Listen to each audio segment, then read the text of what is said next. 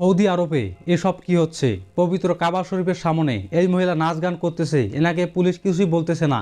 অপরদিকে পবিত্র কাবা শরীফের সামনে যখন একজন ভাই ফিলিস্তিনের পতাকা উড়িয়েছিল, তখন তাকে ওইখান থেকে পুলিশ সাথে সাথে গ্রেপ্তার করা হয়েছিল। প্রিয় দর্শক, আপনার স্ক্রিনের মধ্যে যে একটি ভিডিও দেখতে পাচ্ছেন, অর্থাৎ পবিত্র কাবা শরীফের সামনে একজন মহিলা নাচ গান করতেছে।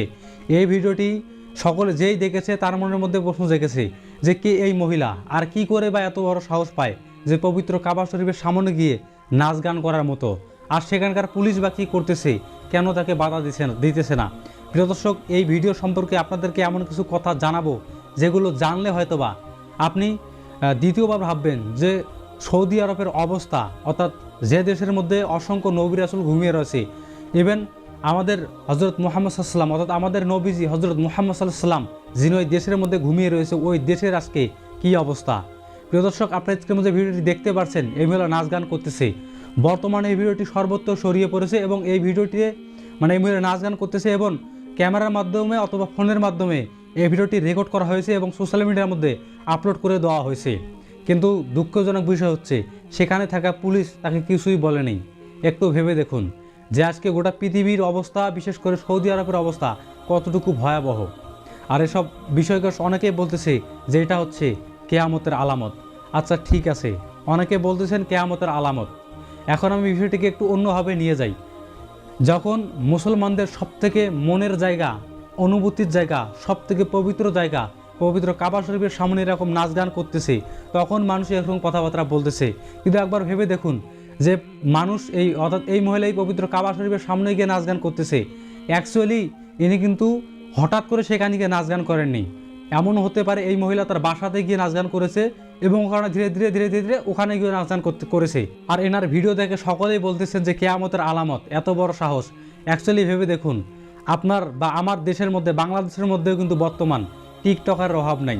ভালোভাবে খেয়াল করে দেখবেন, যারা শহর অঞ্চলে থাকেন দেখবেন যে ছাদের মধ্যে এক পাশে দেখবেন ছেলে মেয়ে নাচানাচি করতেছে, ওরা নাচানাচি করতেছে, সব দিকে দেখবেন যে টিকটকের সবাই যেন টিকটক রোগে আক্রান্ত এবং সকলেই নাচ গান করতেছে।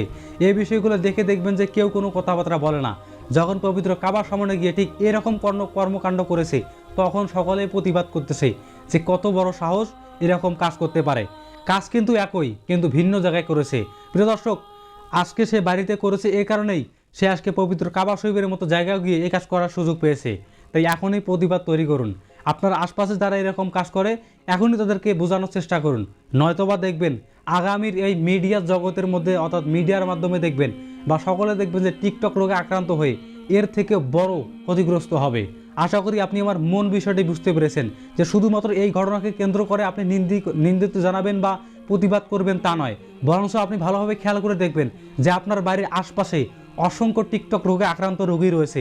তারা দেখবেন সবসময় ওই টিকটক অ্যাপটি ওপেন করে, ক্যামেরা চালু করে, গান বাজিয়ে নাচ গান করে। তখন কিন্তু আপনার প্রতিবাদী ভাষা থাকে না।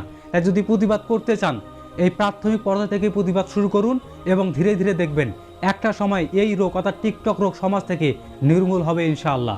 আর আপনি যদি আপনার জায়গায় অর্থাৎ নিশ্চুপ থাকেন, যেমন আমি ভিডিও বানিয়ে প্রতিবাদ করতেছি, অর্থাৎ আমি দেখলেও প্রতিবাদ করব, আর আপনি যদি নিশ্চুপ থাকেন, তাহলে দেখবেন যে একটা সময় আপনার যে মেয়ে আসবে, অর্থাৎ আপনার যে মেয়ে সন্তান জন্ম করবে, সেই মেয়ে সন্তান দেখবেন আপনার, অর্থাৎ আপনি পিতার সামনে দেখবেন ওই মেয়ে সন্তান ক্যামেরা চালিয়ে নাচ গান করবে।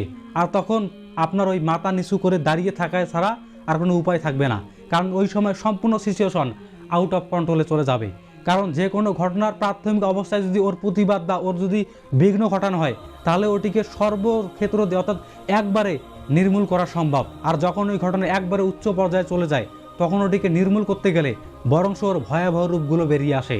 তাই ভিডিও শেষে শুধুমাত্র এতটুকুই বলবো যে আজকে দেখা যাচ্ছে মুসলমানদের সবথেকে আবেগপ্রবণ জায়গা, অর্থাৎ পবিত্র কাবা শরীফের সামনে এই মহিলা নাচ গান করতেছে। আগামীতে দেখবেন এর থেকে হয়তোবা ভয়াবহ আমাদেরকে দৃশ্য দেখতে হবে। তাই এখনই সাবধান এবং এখনই প্রতিবাদ গড়ে তুলুন। প্রিয় দর্শক, শুধুমাত্র এতটুকুই বলবো, এই ভিডিওটিকে সর্বত্র শেয়ার করবেন এবং বাংলার আনাচে কানাচে যেন ছড়িয়ে পড়ে এই ব্যবস্থা করবেন। ইনশাআল্লাহ পরবর্তীতে আপনাদের সঙ্গে আরও একটি নতুন ভিডিও নিয়ে দেখা হবে। আসসালামু আলাইকুম রহমতুল্লাহি তাআলা ওয়া বারাকাতুহু।